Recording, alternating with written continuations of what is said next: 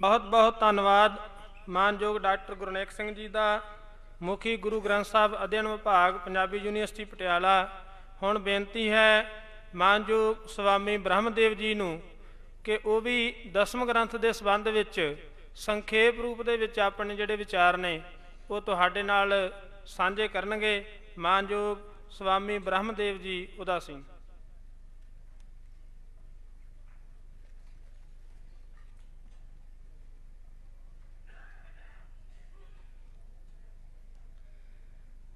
कलगीधर दी साजी नवाजी, गुरु खालसा साध संगत, आप सारिਆਂ ਨੂੰ दास ਵੱਲੋਂ बहुत बहुत अदब नाल वाहिगुरु जी का खालसा वाहिगुरु जी की फतेह। मैं दो मुआफ़ियाँ पहला मंग ਲਾਂ। एक तो ਸਕੱਤਰ साहब ने मैनू कहा भी परचा नहीं पढ़ना तो जुबानी तू कह जो कहना सारांश, तो दूजी गल भी मैथों वध पढ़े लिखे प्रतिष्ठित विद्वान आए बैठे है, तो उन्होंने छड्ड के मैनू टाइम क्यों दिता गया। इन्हां दोवां तर्कां दा संखेप उत्तर है भी परचे का आसरा मैं तां लैना भी मेरे समरण नहीं सारा विशा मेरा जिहड़ा मैनू ने टाइम दसता, मैं उस टाइम के घेरे च रहूँगा।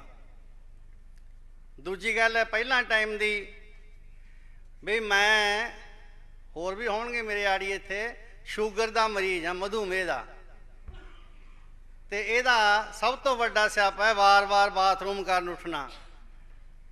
तो एक बार तो मैं जा आया, तो मैं कहा भी दूजी बार फिर ना तमाशा बने, मैनू बुला ही दिओ। ये दो बेनतियां हुण परचे मैं लिखे सी दो। एक पहला परचा मैं लिखिया वो बाबा हरनाम सिंह तो मोहरा ने बड़ा पसंद किया, मैं हरियाणे च बोलिया सी वो। ते दूजा मैनू फिर आदेश होया भी परचा तुहाडा उत्थे भी पढ़िया जाना है, लेकिन शर्त है भी हुण परचा एक होर लिख के लियाओ भी वो तो असीं आनंद मान लिया, तुहाडे उस परचे का दोबारा फिर लिखियो। ते मैं दूजी बारी परचा लिख लिया। हुण इत्थे पता लग्या भी परचे का पढ़े नहीं जाना, कि परचे सज्जन बहुत सारे बैठे है। पहला मैं दूजा परचा लिखिया, मैं उस तो गल शुरू करदा भी श्री गुरु दशम ग्रंथ दे प्रति जिन्हां सज्जनां दा नकारात्मक दृष्टिकोण है, नहीं मानते, उन्हां दे मैं ਸਾਹਿਤ ਨੂੰ पढ़ के लेखां ਨੂੰ पढ़ के जो समझे है वो दो गल्लां करदे है। एक तो जिहड़ा इह च हिंदुत्व की गल है, जिवें कि मैं इत्थों पहलां विद्वानां ने कहा अवतार पूजा की गल है, दुर्गा की स्तुति है, बचित्र नाटक दे विच लवकुश का वर्णन है, बंसावलियां का, इस्त्री चित्रोपाख्यान है इत्यादि। इन्होंने असीं सिद्धांतक शंकावां कहने आ।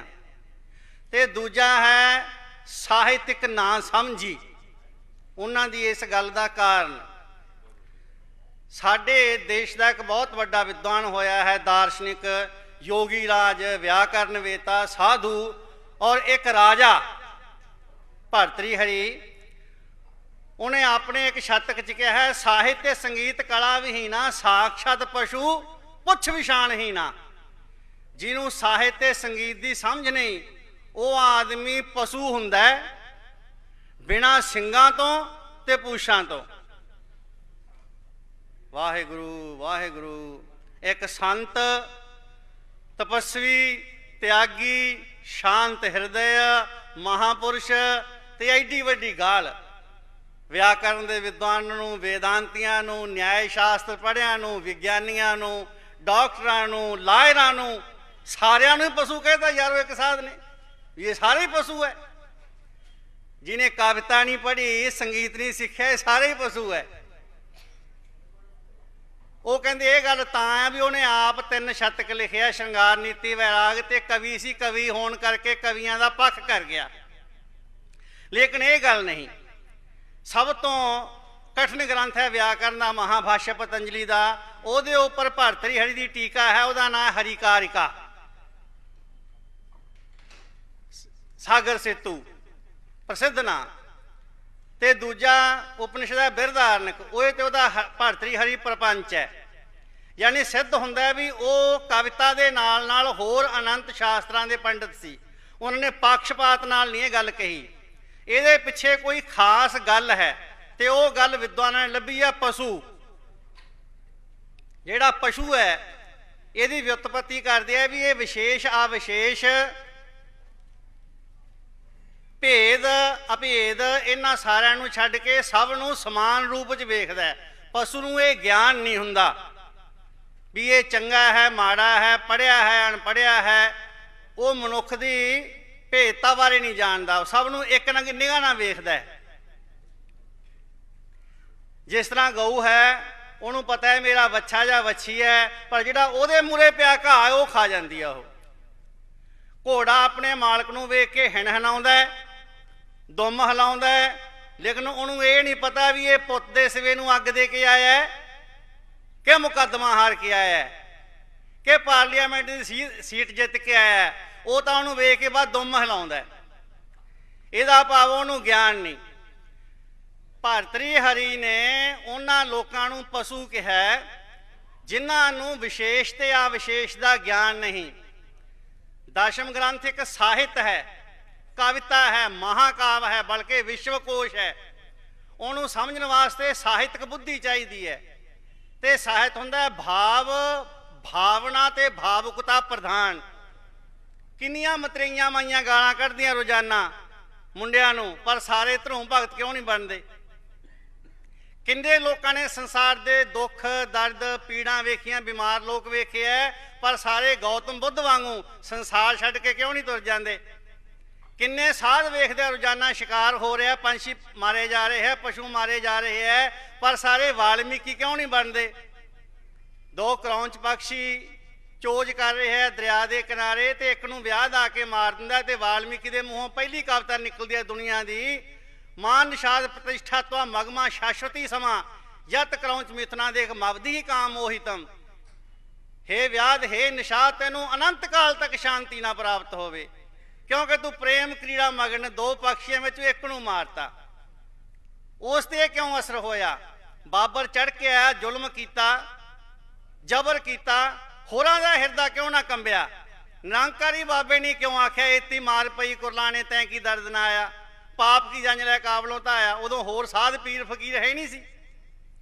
ਇਹਦਾ ਭਾਵ ਉਹ ਭਾਵਨਾਹੀਨ ਲੋਕ ਸੀ। ਜਿਹੜਾ ਭਾਵਨਾ ਪ੍ਰਧਾਨ ਹਿਰਦੇ ਵਾਲਾ ਬੰਦਾ ਹੈ ਉਹੀ ਬੱਚੇ ਦੀਆਂ ਤੋਤਲੀਆਂ ਗੱਲਾਂ ਸੁਣ ਕੇ ਖੁਸ਼ ਹੁੰਦਾ ਹੈ। ਉਹਨੂੰ ਪੰਛੀਆਂ ਦਾ ਕਲਰਵ ਸੁੰਦਰ ਲੱਗਦਾ ਹੈ, ਉਹਨੂੰ ਪਹਾੜ ਸੁੰਦਰ ਲੱਗਦੇ ਹੈ, ਉਹਨੂੰ ਗੰਗਾ ਦੀ ਧਾਰਾ ਚੰਗੀ ਲੱਗਦੀ ਹੈ, ਉਹਨੂੰ ਤੁਸੀਂ ਐਂ ਬੈਠੇ ਸੋਹਣੇ ਲੱਗਦੇ ਹੋ ਵੀ ਆਹਾ ਮੇਰੇ ਦਸ਼ਮੇਸ਼ ਪਾਤਸ਼ਾਹ ਦਾ ਖਾਲਸਾ ਪੰਥ ਕਿਵੇਂ ਸਜਿਆ ਬੈਠਾ, ਕਿੰਨੇ ਸੋਹਣੇ ਲੱਗਦੇ ਹੈ। ਇਹ ਜਿਸ ਦੇ ਹਿਰਦੇ 'ਚ ਭਾਵਨਾ ਨਹੀਂ ਆਉਂਦੀ, ਚੰਗੇ ਨੂੰ ਵੇਖ ਕੇ ਖੁਸ਼ ਨਹੀਂ ਹੁੰਦਾ, ਦੁੱਖ ਨੂੰ ਵੇਖ ਕੇ ਹਿਰਦਾ ਦਰਵਿਤ ਨਹੀਂ ਹੁੰਦਾ, ਤੇ ਜੋਤੇ ਜੰਗ ਦੀ ਗੱਲ ਨੂੰ ਸੁਣ ਕੇ ਉਹਦੇ ਰੌਂਗਟੇ ਖੜੇ ਨਹੀਂ ਹੁੰਦੇ, ਉਹ ਭਾਵਨਾਹੀਨ ਹੈ ਤੇ ਉਹਨੂੰ ਪਸ਼ੂ ਕਹਿਣ 'ਚ ਕੋਈ ਇਤਰਾਜ਼ ਨਹੀਂ। ਜਿਹੜੇ ਦਸ਼ਮ ਗ੍ਰੰਥ ਵਰਗੇ ਗ੍ਰੰਥ ਦੀ ਬਾਣੀ ਨੂੰ ਨਹੀਂ ਸਮਝ ਸਕਦੇ, ਉਹਦੇ ਭਾਵਾਂ ਨੂੰ, ਇਹ ਉਹਨਾਂ ਵਾਸਤੇ ਭਰਤਰੀ ਦਾ ਸ਼ਬਦ ਹੈ। ਉਹਨਾਂ ਨੇ ਸਾਹਿਤ ਨੂੰ ਸਮਝਿਆ, ਇਹਨਾਂ ਨੂੰ ਕਵਿਤਾ ਦੇ ਗੁਣਾਂ ਦਾ ਹੀ ਨਹੀਂ ਪਤਾ, ਕਵਿਤਾ ਬਾਰੇ ਨਹੀਂ ਪਤਾ, ਉਹਦੇ ਅਲੰਕਾਰਾਂ ਦਾ ਨਹੀਂ ਪਤਾ, ਅਭਿਧਾ ਸ਼ਕਤ ਦਾ ਨਹੀਂ ਪਤਾ, ਵਿਅੰਜਨਾ ਸ਼ਕਤ ਦਾ ਨਹੀਂ ਪਤਾ, ਕਾਵ ਦੇ ਸਿਧਾਂਤਾਂ ਦਾ ਨਹੀਂ ਪਤਾ। ਜਦੋਂ ਕਵੀ ਵਰਣਨ ਕਰ ਰਿਹਾ ਹੁੰਦਾ ਹੈ ਉਸ ਵਕਤ ਉਹਦੇ ਹਿਰਦੇ 'ਚ ਸੰਪਰਦਾਇ ਨਹੀਂ ਹੁੰਦੀ। ਵਰਣਨ ਕਰਨ ਵੇਲੇ ਉਹਦੇ ਹਿਰਦੇ 'ਚ ਉਹ ਲਕਸ਼ ਹੁੰਦਾ ਜਿਸ ਬਾਰੇ ਉਹ ਲਿਖ ਰਿਹਾ ਹੁੰਦਾ ਹੈ। ਮੈਂ ਹੱਸਣ ਵਾਲੀ ਗੱਲ ਕਰਦਾ, ਵਾਰਿਸ ਸ਼ਾਹ ਕੀ ਹੀਰ ਨਾਲ ਵਿਆਹਿਆ ਸੀ, ਉਹਨੇ ਹੀਰ ਤੋਂ ਕੀ ਲੈਣੇ, ਕਿਹੜਾ ਹੀਰ ਵੇਖੀ ਸੀ ਉਹਨੇ? ਉਹਦੀ ਤਾਂ ਇੱਕ ਕਲਪਨਾ ਸੀ। ਕਾਲੀਦਾਸ ਮੇਘਦੂਤ ਗ੍ਰੰਥ ਲਿਖਦਾ, ਇੱਕ ਬੱਦਲ ਜਾ ਕੇ ਸੁਨੇਹਾ ਦਿੰਦਾ ਨਾਇਕਾਂ ਨੂੰ। ਦੱਸੋ ਕਦੇ ਬੱਦਲਾਂ ਨੇ ਸੁਨੇਹੇ ਦਿੱਤੇ ਆ? ਪਰ ਕਵੀ ਦੀ ਕਲਪਨਾ, ਸੰਸਾਰ ਦਾ ਮਸ਼ਹੂਰ ਗ੍ਰੰਥ ਹੈ, ਸੰਸਕ੍ਰਿਤ ਦੀ ਐਮਏ ਨੂੰ ਲੱਗਦਾ, ਫਿਰ ਤਾਂ ਮੇਘਦੂਤ ਹੀ ਵਿਅਰਥ ਹੈ, ਵਾਰਿਸ ਦੀ ਹੀਰ ਹੀ ਵਿਅਰਥ ਹੈ। ਤੇ ਮਹਾਕਵੀ ਵਾਲਮੀਕੀ ਨੇ ਜਿਹੜਾ ਕੁਝ ਵਾਲਮੀਕੀ ਰਾਮਾਇਣ 'ਚ ਲਿਖਿਆ ਹੈ ਕਿ ਉਹ ਸਾਰੀ ਘਟਨਾ ਸੱਚ ਹੈ, ਮਹਾਭਾਰਤ ਦੀ ਸਾਰੀ ਘਟਨਾ ਸੱਚ ਹੈ, ਐਸਾ ਤਾਂ ਨਹੀਂ। ਬਹੁਤ ਸਾਰੀਆਂ ਗੱਲਾਂ ਕਲਪਨਾ ਦੇ ਆਧਾਰ ਤੇ ਉਹਨੂੰ ਕਹਿੰਦੇ ਆ ਕਾਰਟੂਨਿਜ਼ਮ, ਵਿਅੰਗ ਚਿੱਤਰਕਾਰੀ ਦਾ ਸਿਧਾਂਤ। ਇੱਕ ਨੇਤਾ ਦੂਜੇ ਨੇਤਾ ਦੇ ਆਖੇ ਲੱਗਦਾ ਹੈ ਤੇ ਇਸ ਗੱਲ ਦਾ ਕਾਰਟੂਨਿਸਟ ਆ ਉਹ ਉਸ ਨੇਤਾ ਦੇ ਪਿਛਲੇ ਪਾਸੇ ਬੈਕ ਤੇ ਪਾਈਪ ਲਾ ਦਿੰਦਾ ਤੇ ਦੂਜੇ ਨੂੰ ਹਵਾ ਭਰਨ ਲਾ ਦਿੰਦਾ। ਦੱਸੋ, ਨਾ ਤਾਂ ਉਹ ਟਾਇਰ ਹੈ ਤੇ ਨਾ ਉਹ ਹਵਾ ਭਰਦਾ ਹੈ। ਉਹ ਵਿਅੰਗਕਾਰ ਇਹ ਦੱਸਣਾ ਚਾਹੁੰਦਾ ਵੀ ਇਹ ਬੰਦਾ ਇਹਦੇ ਆਖੇ ਲੱਗਦਾ, ਇਹਦੀ ਆਪ ਦੀ ਕੋਈ ਮਰਜ਼ੀ ਨਹੀਂ। ਜਿਹੜੇ ਆਮ ਦਸ਼ਮ ਗ੍ਰੰਥ ਬਾਰੇ ਲਿਖ ਰਹੇ ਆ, ਬੋਲ ਰਹੇ ਆ, ਖਿਲਾਫ ਬੋਲ ਰਹੇ ਆ, ਇਹ ਉਹੀ ਹੈ। ਇਹਨਾਂ ਦੇ ਪਿੱਛੇ ਕੋਈ ਹੋਰ ਮਾਰਦਾ ਪੰਪ। ਇਹ ਆਪ ਨਹੀਂ ਵਿਚਾਰੇ, ਆਪ ਤਾਂ ਉਹਨੂੰ ਆਪਣੇ ਆਪ ਦਾ ਹੀ ਨਹੀਂ ਪਤਾ। ਕਿਸੇ ਸੇਠ ਦੇ ਕਮਰੇ 'ਚ ਸੱਪ ਆ ਗਿਆ, ਕਹਿੰਦਾ ਆਦਮੀ ਕੋ ਬੁਲਾਓ, ਕੋਈ ਆਦਮੀ ਭਾਗ ਕਰਾਓ। ਤੇ ਨੌਕਰਾਨੀ ਨੇ ਕਹਿਤਾ, ਕਹਿੰਦੇ ਮਾਫ ਕਰਨਾ ਬਾਬੂ ਜੀ, ਤੁਸੀਂ ਵੀ ਆਦਮੀ ਹੋ। ਕਹਿੰਦਾ ਵਾਹ, ਬੜੀ ਬਾਤ ਬਤਾਈ। ਸੋਟੀ ਚੱਕੀ ਤੇ ਖੜਕਾ ਕਰਤਾ, ਸੱਪ ਭੱਜ ਗਿਆ। ਉਹਨੂੰ ਕਹਿੰਦਾ ਬੀਬੀ ਆ 100 ਰੁਪਈਆ ਇਨਾਮ ਦਾ ਲੈ। ਕਹਿੰਦੀ ਬਾਬੂ ਜੀ ਇਹ ਕਾਹਦਾ? ਕਹਿੰਦਾ ਤੂੰ ਮੈਨੂੰ ਦੱਸਦਾ ਮੈਂ ਆਦਮੀ ਆ। ਉਹਨਾਂ ਨੇ ਦਸ਼ਮ ਗ੍ਰੰਥਾਂ ਭਲੇ ਮਾਨਸਾਂ ਨੇ ਕੀ ਪੜ੍ਹਨਾ, ਕੀ ਉਹਦੇ ਸਾਹਿਤ ਨੂੰ ਸਮਝਣਾ, ਕੀ ਉਹਦੀ ਰਮਜ ਨੂੰ ਸਮਝਣਾ ਹੈ, ਉਹਨਾਂ ਨੂੰ ਤਾਂ ਇਹਦੇ ਸ਼ਬਦਾਂ ਬਾਰੇ ਨਹੀਂ ਪਤਾ। ਮੈਂ ਬਚਿੱਤਰ ਨਾਟਕ ਦੀ ਗੱਲ ਕਰਦਾ ਵੀ ਜੋ ਹਿੰਦੂਵਾਦ ਦੀ ਗੱਲ ਹੁੰਦੀ ਤਾਂ ਉਹਦਾ ਮੰਗਲ ਸਰਸਵਤੀ ਹੁੰਦਾ, ਗਣੇਸ਼ ਹੁੰਦਾ। ਨਾਮਸਕਾਰ ਸ੍ਰੀ ਖੜਗ ਕੋ ਕਰੋ ਸੁਹਿਤ ਚਿਤ ਲਾਏ, ਪੂਰਨ ਕਰੋ ਗ੍ਰੰਥ ਇਹ ਤੁਮ ਮਮ ਕਰੋ ਸਹਾਏ। ਦੱਸੋ ਇਹ ਹਿੰਦੂ ਕਵੀ ਲਿਖ ਸਕਦਾ ਹੈ? ਮੁਸਲਮਾਨ ਨੇ ਲਿਖਣਾ ਹੀ ਕੀ ਹੈ? ਖਾ ਖੰਡ ਬਹੰਡਮ ਖਲ ਦਲ ਖੰਡਮ ਅਤਿਰਨ ਮੰਡਮ ਭਰ ਬੰਡਮ भुज दंड अखंडम तेज प्रचंडम ज्योता मंडम भान प्रभम सुख संता कारणम दुर्मत दारणम विकिल बिख हरणम असरणम जय जय जयकारण सृष्टि उबारण मम प्रतिपारण जय तेगम। ये हुण संत सिपाही जग दे माई कलगियां वाले बाजां वाले ताजां वाले तो बिना राजा नूं प्रसन्न करन वाले या श्रृंगारी कवि किवें कह सकते हैं? उन्हां दा मंगले किवें हो सकता है? फिर जिथे सच्चे पातशाह श्रृंगार का वर्णन करते हैं, मीन मुरझाने कंज खंजन खिसाने अली फिरत दीवाने बन डोलै जित तित ही लूटे फूटे फिर मन चैन होना कित ही दारम दरक जात गयो देख दसनन पांत रूप ही क्रांत जग फैल रहे सित ही। एक मैं होर सवैया पढ़दा विद्वानां दी सभा च, मैं उन्हां सज्जणां नूं कहना भी वो इस सवैये दा जरा अर्थ करके विखाउण। इक्को ही हर शब्द नाल ईश्वरी के सारे अंगां का वर्णन किया गया है। केड़ा है सवैया? हर सो मुख है हर ती दुख है अलक है हर हार प्रभा हरनी है लोचन है हर से सर से हर से भरटे हर सी बरनी है के हर सो करिहा चलबो हर पै हर की हरनी तरनी है कर मैं हर पै हर सो हर रूप किए हर की धरनी है। जिन्हें उस्तादां दियां मारां नहीं खादियां, गुरुआं दे चरनां च नहीं बैठे, वो चार अंग्रेजी दे अखर सेक के किसी अखबार दे एडिटर तां हो सकते हैं, दशम ग्रंथ दे विद्वान नहीं बन सकते।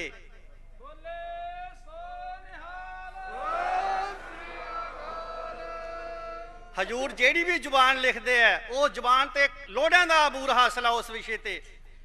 परशियन दी बैत छंदा निजमा अखीरले दो शेर मिलाउने जिवें करीम ते रहीम, लेकिन साहबले दे कमाले करामात कायम करीम रजा बख्श रोजी रिहा को रहीम।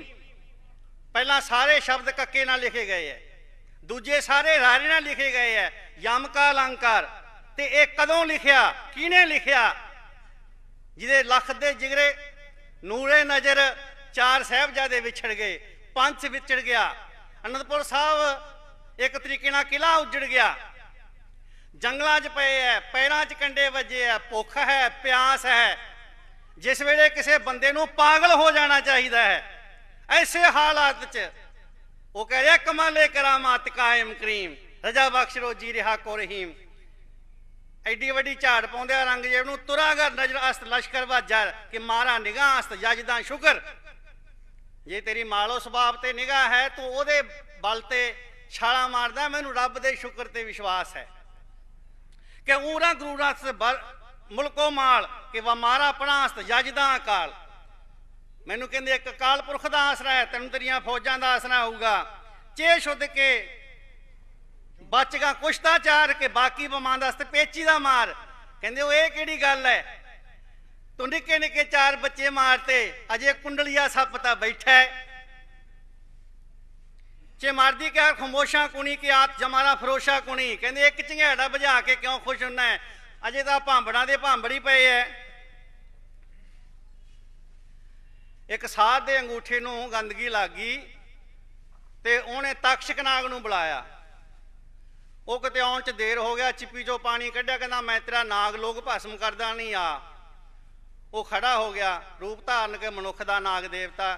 ਕਹਿੰਦਾ ਬਾਬਾ ਜੀ ਕੀ ਆ ਬੇਨਤੀ ਆ, ਹੁਕਮ ਹੈ।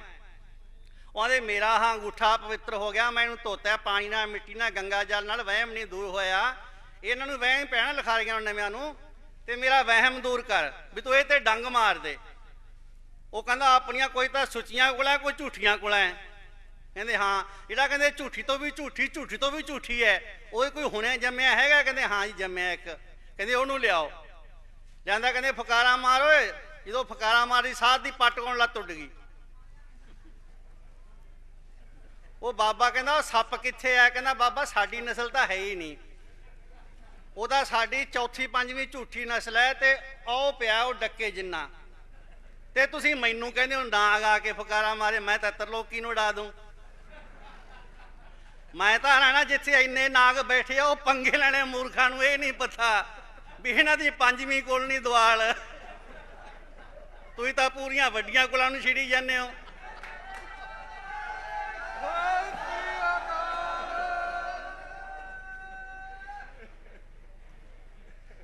ਕੀ ਕਹਿੰਦੇ ਆ ਹਜੂਰ? ਬਾਗੜਦੰਗ ਬੀਰੰ ਜਗੜਦੰਗ ਜੁੱਟੇ, ਧਿਆਨ ਨਾਲ ਤੇ ਦੇਖੋ ਜਾ। ਤਗੜਦੰਗ ਤੀਰਮ ਛਗੜਦੰਗ ਛੁੱਟੇ, ਸਗੜਦੰਗ ਸਵਾਰਮ ਜਗੜਦੰਗ ਜੂਜੇ, ਕਾਕੜਦੰਗ ਕੋਪੇ ਰਗੜਦੰਗ ਰੁੱਝੈ, ਮਗੜਦੰਗ ਮਾਚਿਓ ਜਗੜਦੰਗ ਜੁद्धਮ, ਜਗੜਦੰਗ ਜੋਧਾ ਕਗੜਦੰਗ ਕ੍ਰੁੱਧਮ, ਸਗੜਦੰਗ ਸਾਗਮ ਡਗੜਦੰਗ ਡਾਰੇ, ਬਗੜਦੰਗ ਬੀਰਮ ਅਗੜਦੰਗ ਉਤਾਰੇ। ਕਲਗੀਧਰ ਤੋਂ ਬਿਨਾਂ ਹੋਰ ਕੌਣ ਕਹਿ ਸਕਦਾ ਹੈ? ਕਿਹਦੇ ਮਾਂ ਬਾਪ ਨੇ ਤਪੱਸਿਆ ਕੀਤੀ ਹੈ? ਪਟਨਾ ਵੇਖ ਕਿਹਨੇ ਭਵ ਲਿਆ ਹੈ? ਅਕਾਲ ਪੁਰਖ ਦੇ ਸਨਮੁਖ ਕੌਣ ਖੜਦਾ ਹੈ? ਕਿਹਦੀ ਹਿੰਮਤ ਹੈ ਇਹ ਗੱਲ ਕਹਿਣ ਦੀ? ਕੌਣ ਕਹਿੰਦਾ ਹੈ ਨਿੱਕੇ ਨਿੱਕੇ ਸਾਧ ਰੱਬ ਬਣਦੇ ਆ? ਜੋ ਮੋਹ ਕੋ ਪਰਮੇਸ਼ਵਰ ਉਚਰੈ ਤੇ ਸਭ ਨਰ ਕੁੰਡ ਮੇ ਪਰ ਹੈ। ਕਿਹੜਾ ਕਹਿੰਦਾ ਖਾਲਸਾ ਮੇਰੋ ਰੂਪ ਹੈ ਖਾਸ ਹਜੂਰ ਤੋਂ ਬਿਨਾ? ਤੇ ਖਾਲਸੇ ਨੂੰ ਆਹ ਉਪਦੇਸ਼ ਕੌਣ ਕਰਦਾ ਹੈ ਦਸ਼ਮੇਸ਼ ਤੋਂ ਬਿਨਾ? ਜਾਗਤ ਜੋਤ ਜਪੈ ਨਿਸਬਾਸਰ, ਏਕ ਬਿਨਾ ਮਨ ਨੈਕ ਨਾ ਆਨੈ, ਪੂਰਨ ਪ੍ਰੇਮ ਪ੍ਰਤੀ ਸਜੈ ਵਰਤ ਗੋਰ, ਮੜੀ ਭਟ ਮੂਲ ਨਾ ਮਾਨੈ, ਤੀਰਥ ਦਾਨ ਦਇਆ ਤਪ ਸੰਜਮ, ਏਕ ਬਿਨਾ ਨਹਿ ਏਕ ਪਛਾਨੈ, ਪੂਰਨ ਜੋਤ ਜਗ੍ਹਾ ਘਟ ਮੈਂ, ਤਬ ਖਾਲਸ ਤਾਂ ਹੀ ਨਿਖਾਲਸ ਮੰਨੈ।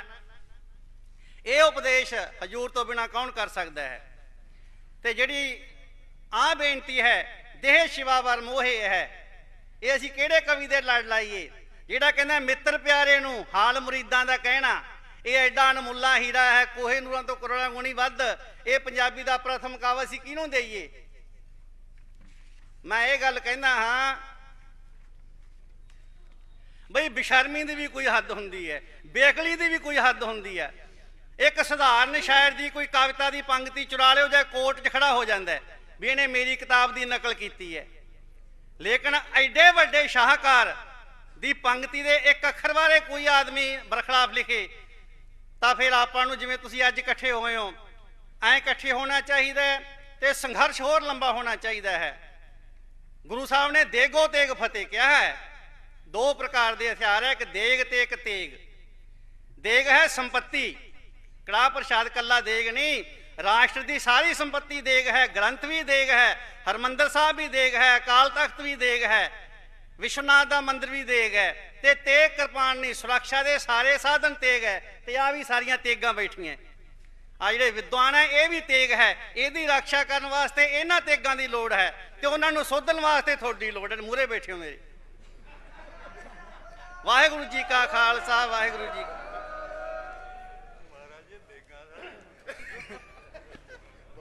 ਬਹੁਤ ਬਹੁਤ ਧੰਨਵਾਦ ਮਾਨਯੋਗ ਸਵਾਮੀ ਬ੍ਰਹਮਦੇਵ ਜੀ ਉਦਾਸੀਨ ਜੀ ਦਾ, ਜਿਨ੍ਹਾਂ ਨੇ ਆਪਣੇ ਬਹੁਤ ਹੀ ਵਡਮੁੱਲੇ ਮਹੱਤਵਪੂਰਨ ਜਿਹੜੇ ਵਿਚਾਰ ਹੈ ਉਹ ਆਪ ਜੀ ਦੇ ਨਾਲ ਸ੍ਰੀ ਦਸਮ ਗ੍ਰੰਥ ਜੀ ਦੇ ਸੰਬੰਧ ਵਿੱਚ ਸਾਂਝੇ ਕੀਤੇ ਹਨ। ਹੁਣ ਮੈਂ ਬੇਨਤੀ ਕਰਾਂਗਾ ਮਾਨਯੋਗ ਗਿਆਨੀ ਹਰਦੀਪ ਸਿੰਘ ਜੀ, ਦਮਦਮੀ ਟਕਸਾਲ ਸੰਪਰਦਾ ਭਿੰਡਰਾਂ, ਉਹ ਬਹੁਤ ਸੰਖੇਪ ਰੂਪ ਦੇ ਵਿੱਚ ਆਪਣੇ ਵਿਚਾਰ ਜਿਹੜੇ ਆ ਤੁਹਾਡੇ ਨਾਲ ਸਾਂਝੇ ਕਰਨ।